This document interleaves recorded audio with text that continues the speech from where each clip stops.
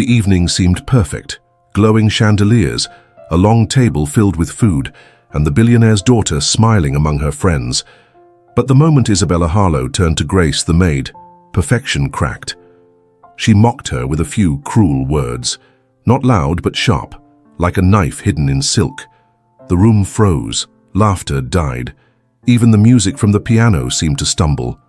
Before we dive in, show some love with a like and drop a comment. It really helps us bring you more powerful stories like this one. All right, let's jump right in. Grace's hands trembled around her tray. She felt the sting of shame pressing against her chest, but she would not bow her head. She had carried heavier burdens than words. Slowly she looked up. Her eyes met Isabella's, not with anger but with a calm strength that startled everyone watching. And then Grace spoke. Her voice was steady, her words simple, but they shook the entire mansion in a way no one would ever forget. The Harlow mansion stood tall and proud on the hill, its windows blazing with light on this cool autumn evening.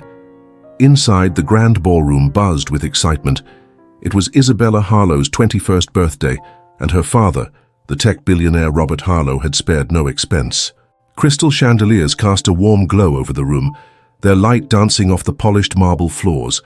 A long table stretched across one side, groaning under the weight of delicacies from around the world. Champagne flowed freely, and the air was filled with the sound of laughter and clinking glasses. Isabella, resplendent in a designer gown that cost more than most people's yearly salary, held court at the center of the room. Her friends, all children of the rich and powerful, clustered around her like moths drawn to a flame. They laughed at her jokes, hung on her every word, and competed for her attention. Grace moved quietly through the crowd, her black and white uniform a stark contrast to the colorful designer outfits surrounding her. She carried a tray of hors d'oeuvres, offering them to guests with a polite smile. Most barely glanced at her, too caught up in their own conversations to notice the woman serving them. As Grace approached Isabella's group, she overheard snippets of their conversation. They were discussing their recent vacations, private islands, luxury yachts, exclusive resorts. Grace kept her face neutral, even as she thought of her own vacation last year, 3 days off to care for her sick mother. Isabella's eyes landed on Grace as she offered the tray. For a moment, Grace thought she saw something flicker in the young woman's gaze. Curiosity, perhaps, or even a hint of recognition. But then Isabella's lips curled into a smirk, and Grace's heart sank. "Well, well," Isabella drawled, her voice carrying just far enough for those nearby to hear. "If it isn't our little Cinderella, tell me, dear, do you dream of trading that tray for a tiara?" The words hung in the air, sharp and cruel. Grace felt as if she'd been slapped. She'd faced discrimination before, but never so blatantly, never in a place where she was supposed to be invisible. The room seemed to hold its breath. The constant hum of conversation faltered, replaced by an uncomfortable silence. Even the pianist, who had been providing soft background music all evening, hesitated, his fingers hovering uncertainly over the keys. Grace's hands trembled slightly, threatening to upset the carefully arranged hors d'oeuvres on her tray. She felt a familiar ache in her chest, the pain of being seen as less than human, of being reduced to a stereotype or a joke. It was a pain she knew well, one she'd carried since childhood. But Grace was no stranger to adversity. She'd grown up in a neighborhood where dreams often died young, where hope was a luxury many couldn't afford. She'd worked 2 jobs to put herself through college, battling exhaustion and doubt every step of the way. She'd faced down landlords who tried to evict her family, bosses who tried to exploit her, and a system that seemed designed to keep her down. Compared to all that, what were a few cruel words from a spoiled rich girl? Grace took a deep breath, steadying herself. She thought of her mother, who taught her to hold her head high no matter what. She thought of her little sister, watching her with admiring eyes, believing that Grace could conquer the world. She thought of all the people who'd come before her, who'd faced far worse and still stood tall. Slowly, deliberately, Grace raised her eyes to meet Isabella's. She didn't glare or scowl. Instead, she looked at the younger woman with a calm, steady gaze that seemed to pierce right through the facade of wealth and privilege. Isabella's smirk faltered. She'd expected tears or anger or submissive silence. She hadn't expected this quiet strength, this unshakable dignity. For the first time that evening, perhaps for the first time in her life, Isabella looked uncertain. The silence in the room deepened. Everyone seemed to be holding their breath, waiting to see what would happen next.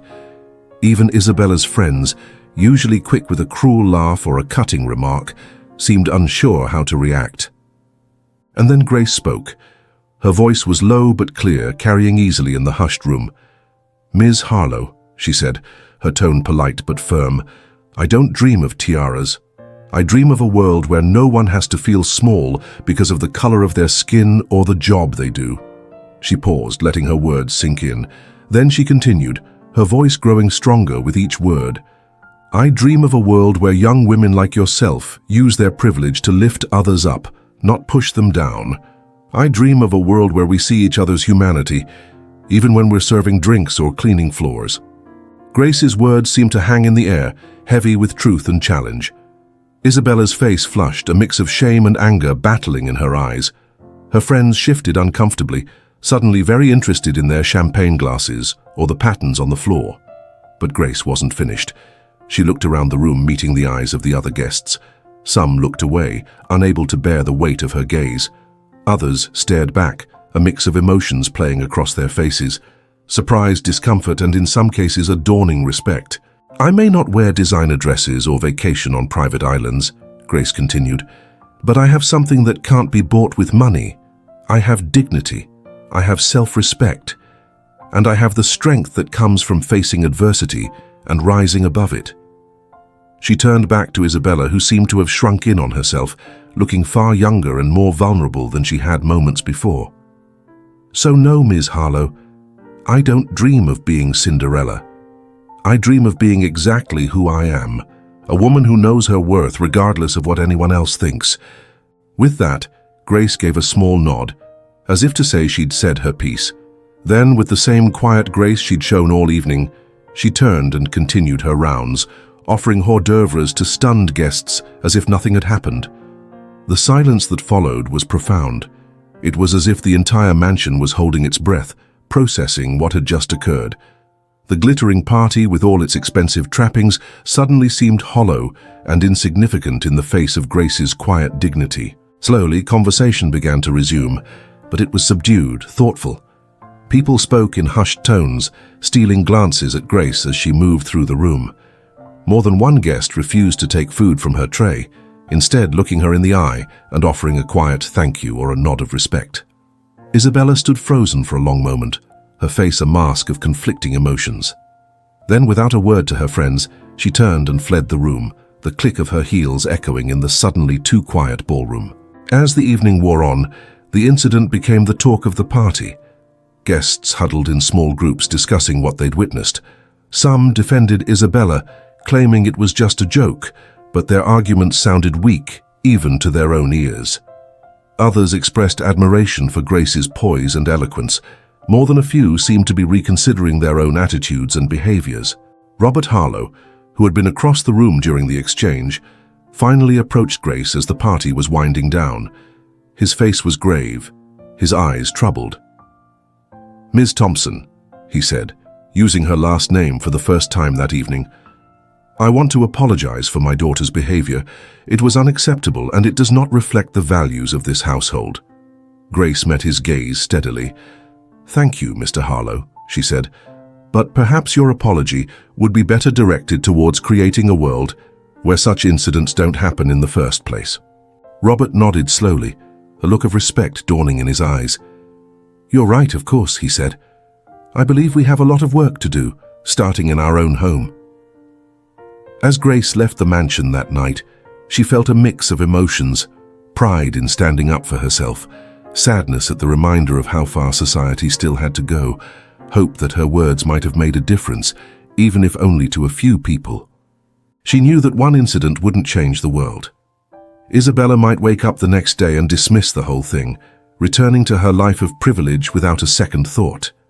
Many of the guests might quickly forget what they'd witnessed, slipping back into comfortable ignorance. But Grace also knew that change often started small, with one person standing up, with one moment of truth that couldn't be ignored. She had planted a seed tonight, and while she might not be around to see it grow, she had faith that it would. As she walked down the long driveway, the mansion's lights fading behind her, Grace held her head high. She might not wear a tiara or live in a mansion, but she carried something far more valuable: the unshakable knowledge of her own worth and the strength to stand up for it no matter who tried to tear her down. And in that moment, walking away from the glitter and glamour with her dignity intact, Grace knew she had won something far greater than any party could offer. She had stayed true to herself, and in doing so had shown others a glimpse of what true strength and grace looked like. The night air was cool on her face as she made her way home, leaving behind a mansion forever changed by her presence, and carrying with her the quiet satisfaction of a battle well fought, not with fists or harsh words, but with dignity, truth, and an unwavering belief in her own humanity. If this story moved you, don't keep it to yourself. Hit that like button, share it with someone who needs hope today, and of course subscribe so you never miss another powerful story. And hey, tap the notification bell so you're the first to know when the next one drops. We've got more inspiring stories waiting for you in our playlist. Dive in, get inspired, and I'll see you in the next video. Thank you for being here.